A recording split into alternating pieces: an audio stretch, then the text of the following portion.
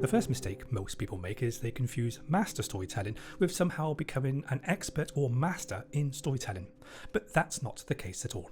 Master storytelling is a whole new field of work that's emerged out of cutting-edge insights from neuropsychology. This new approach to storytelling specializes in how to work with metanarratives. But what are metanarratives, I hear you ask? Well, metanarratives are the implicit narratives that are communicated and expressed in everything that we do. Every campaign, every initiative, every story we tell, every fundraiser, every encounter with your audience draws from an underlying metanarrative. These implicit narratives play an incredible role in shaping how we think, the values we hold, and how we relate to the world around us. They are never values neutral. Metanarratives are incredibly powerful. Because they are implicit in everything that we do, we don't seem to notice that they're there at all. That's where their power lies.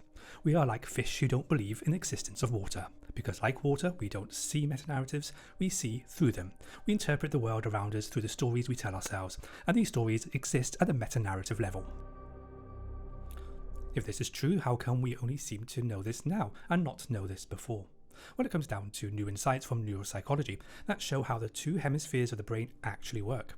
Out goes the old understanding that the two hemispheres did different things. One was creative, the other analytical. In comes the new understanding that they don't do different things, but they do the same things differently. They also think independently from each other. The left deals with explicit, the narrative, the key messages we put in our campaigns, and the right deals with the implicit, the implied narrative, what values we engage, how we motivate, and so on. That means that half of your brain is dedicated full-time to working with the implicit narratives that are found and expressed in everything we do. But we don't seem to pay much attention to this fact. When was the last time you sat down and did a review of the meta-narratives that underpin your work? It is highly unlikely that you ever have. It is also highly probable that you don't even know that these existed, even though they make up half of everything we do. Working with metanarratives offers a profound understanding of why we struggle to motivate audiences and create meaningful change on some of the biggest issues we face today. It helps us to understand the dual nature of the human psyche, especially the dual nature of human motivation, where we say one thing, but our behaviours reflect the opposite. It also helps to explain the dreaded motivation gap, where people say they believe in your cause, that they value working for a better world, and they really mean it, and then fail to show up, pay up, or support your work in any real or meaningful way. It seems that all of our communications, campaigns, and initiatives are geared towards only one hemisphere, which is the left hemisphere. And it is the left hemisphere that plays a lesser role in terms of motivation, values, and driving long-term behavioural change. But the real danger in our lack of understanding of metanarratives is that we tend to draw from some pretty toxic metanarratives and apply these throughout our work. This oversight means that we are in danger of undermining our own cause, or undermining our ability towards bringing about positive and lasting change.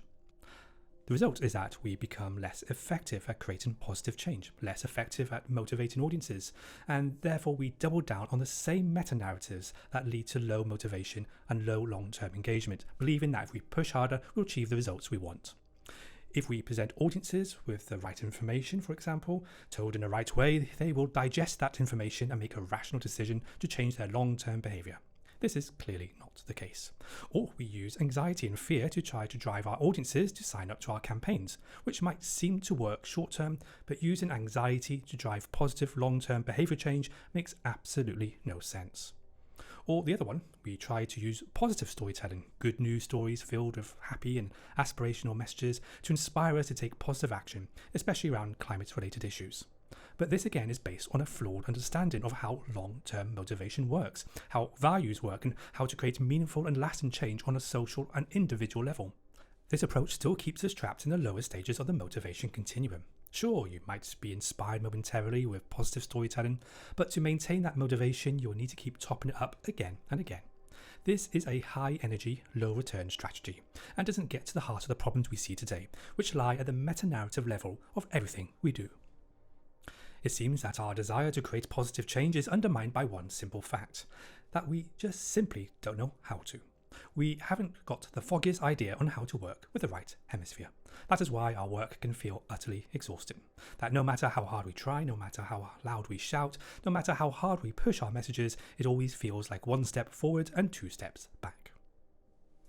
I think most of us already know this. We already know that what we're doing isn't effective enough, and that something deeper has to change.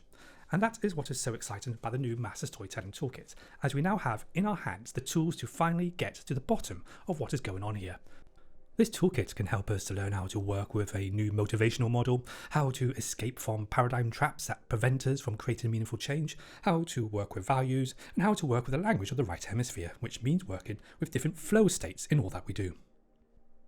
And the remarkable thing here and exciting is that all this can be implemented discreetly into your current work. You can apply these insights today if you wish and start to see the difference when you work with both hemispheres of the brain.